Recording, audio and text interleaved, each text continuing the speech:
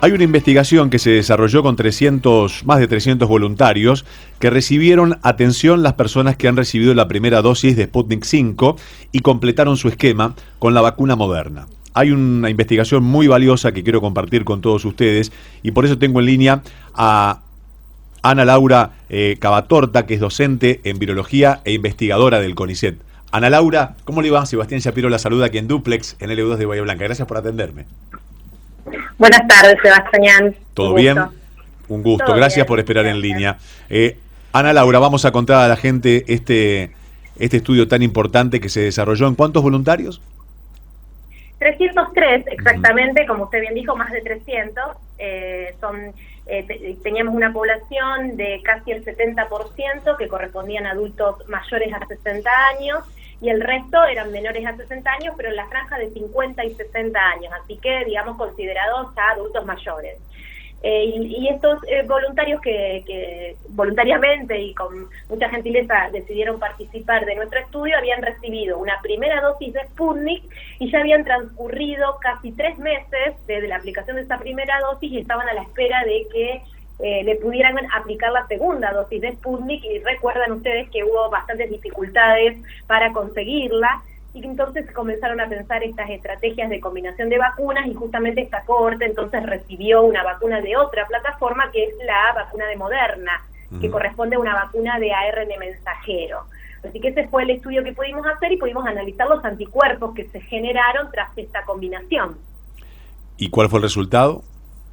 Los resultados fueron muy buenos, inclusive mejores que cuando los comparamos con otros estudios que habíamos hecho previamente en estos individuos que habían recibido primera y segunda dosis de Sputnik, lo cual es lógico porque es como que el sistema inmunológico responde o reacciona ante dos estímulos que son muy diferentes entre la primera y la segunda dosis y eso hace que las defensas se multipliquen. Así que realmente es una estrategia a tener en cuenta cuando queremos dar a lo mejor algún refuerzo, entonces saber toda esta evidencia que se genera a nivel local, que pudimos hacer en la Facultad de Bioquímica de la ciudad de Rosario, dependiente de la UNR, en conjunto y en colaboración con el Ministerio de Salud de la provincia, vamos generando pequeños datos a nivel científico local que permiten pensar quizás a futuro estrategias de inmunoprofilaxis, fundamentalmente en estos grupos que son los considerados de riesgo, ¿no es cierto?, por la edad. ¿Qué duración tiene la inmunidad? Bueno, esto por supuesto que no lo sabemos porque es un estudio que hemos culminado ahora y fue la determinación de los anticuerpos se realizó entre los 14 y 28 días desde que habían recibido la segunda dosis, pero a nivel internacional hay muchas publicaciones que demuestran que el estimular al sistema inmune con estas estrategias de combinación de vacunas generan un aumento de esos anticuerpos que pueden perdurar más en el tiempo. Nosotros no lo sabemos porque nuestro estudio lo hemos hecho en este momento y tenemos planeado poder recitar a estos individuos y poder quizás evaluarlos, aunque ya se está hablando de colocarle a los adultos mayores un refuerzo, como ustedes habrán escuchado, una tercera dosis que en realidad tendríamos que hablar de refuerzo en estos casos. Seguro. Cuando hablamos de este estudio se habla en mayores de 60 años, sin comorbilidades, digamos sin ningún tipo de patología de peligro. No, eso fue lo importante, que tanto era población general, nosotros lo hicimos en el vacunatorio de la Rural, que es una de las vacunaciones más importantes acá en la ciudad de Rosario, y convocábamos a la gente voluntariamente a participar, así que tenemos dentro de este grupo un porcentaje de individuos que la mayoría tenía alguna comorbilidad, porque sabemos que después de los 60 años, hipertensión, diabetes o alguna otra alteración puede estar asociada por la edad, por lo tanto la mayoría tenía alguna comorbilidad y en todos ellos hemos obtenido en el 100% de los individuos un alto nivel de anticuerpos. Bien. ¿Los voluntarios, todos varones, mujeres, porcentajes dispares? No, también había un 65% de mujeres y el 35% restante de hombres, y en ese caso, en cuanto a sexo, no encontramos diferencias significativas. Así que esto no dependería del sexo biológico, porque en ambos sexos el resultado de generación de anticuerpos fue muy significativa. ¿Se está pensando en hacer algún estudio en referencia con la vacunación a los niños que se aconseja? Y también hay, como siempre, voces encontradas. La Organización Mundial de la Salud con algunas vacunas que todavía no tiene la recomendación o el visto bueno, y otros países que ya la están aplicando. ¿Sabe algo al respecto?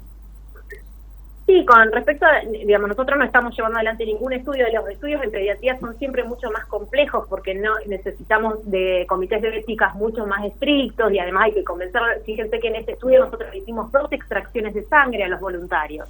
Tomamos una muestra de sangre en el momento que le estaban por aplicar la segunda dosis de Moderna para ver el efecto que había tenido la primera dosis de Sputnik, y los recitamos entre los 14 y los 28 días de esa primera extracción y nuevamente les tomamos una muestra de sangre, es otro pinchazo.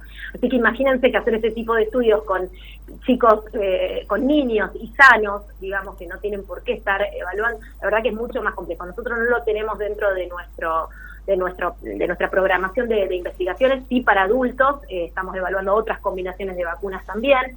Sin embargo, lo que se sabe a nivel internacional, que las vacunas que están autorizadas para esa franja etaria, que hasta el momento son la Sinopharm, que es la que se está aplicando de 3 a 11 años, me refiero, es la que se está aplicando en nuestro país, y de 12 a 18 años en nuestro país es la Pfizer la que se está aplicando, pero al igual que en otros países del mundo, están generando resultados muy buenos en cuanto a seguridad y efectividad, que es lo que ha permitido que se autoricen, ¿no es cierto? Así que en ese sentido, el mensaje tiene que ser a la sociedad, a los padres y a los pediatras que nos acompañen en este contexto de pandemia, a concientizar sobre la seguridad y la efectividad de las vacunas en estas poblaciones, que ahora son los reservorios a los cuales tenemos que apuntar para que no quede ningún nicho poblacional donde el virus tenga chances de replicar, porque estamos en pandemia. Una vez que salgamos de este contexto, ahí evaluaremos realmente cuáles son los grupos a los cuales vamos a tener que seguir vacunando y seguir controlando su inmunidad. Pero ahora que estamos en pandemia, tenemos que lograr la inmunidad comunitaria, de grupo o de rebaño, como conocemos, y para ello es fundamental poder vacunar a toda la población.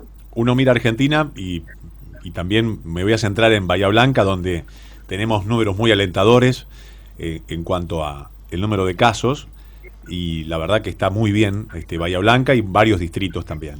Pero uno mira hacia el exterior, que generalmente es como el diario del lunes para nosotros, y por ejemplo Alemania, muertes en cantidad, cantidad de contagio, lo mismo en otros países aledaños. ¿Puede llegar a suceder un coletazo tan fuerte como se está viendo ahora en Europa, o con esta vacunación se puede morigerar este impacto?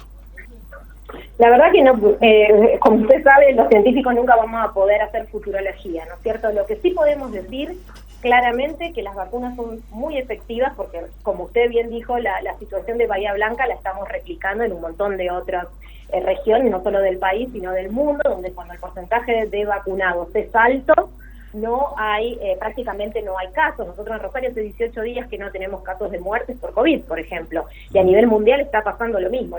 Fíjense que en los casos que usted nombró, la mayoría de esta población son o con comorbilidades, enfermos terminales que quizás estaban vacunados, pero su sistema inmune no respondió de forma adecuada, y el mayor porcentaje de esta población que se les está muriendo ahora son personas que se han negado a vacunarse, con una gran disponibilidad de vacunas, también como es el caso de la Federación Rusa, ¿no es cierto?, donde los casos son realmente muy, muy impactantes, a casi 18 meses, más de 18 meses ya de que ellos contaban de que estamos en pandemia, y más de un año que ellos cuentan con vacunas. Sí, siendo productores de una vacuna de distribución mundial. Exactamente, por lo tanto, siendo, como usted dice, generadores de materia prima y de vacunas, y bueno, y tienen muchísimos casos de muertes diarios, lo cual no se puede entender. Por eso, las vacunas son seguras, y realmente yo, si uno quisiera pensar a futuro, yo no creo que sea la situación. Vamos a seguir teniendo casos, porque las vacunas fueron diseñadas para evitar la muerte y la complicación, la hospitalización, no para evitar la infección. Eso solo se va a lograr cuando logremos la inmunidad comunitaria, porque ya el virus no va a tener chance, digamos, cuando empieza a encontrar bloqueo en todos los reservorios, ya ahí un virus que no encuentra una célula donde replicarse, digamos, que hay una defensa que se lo impide, ya ese virus no tiene más chance de replicar. Solamente ocurrirá eso a futuro en aquellos individuos de riesgo, como pasa con la gripe, ¿no es cierto?, que vacunamos, y en los otros será una infección más que pasará, se autolimitará con el sistema inmunológico inmunocompetente.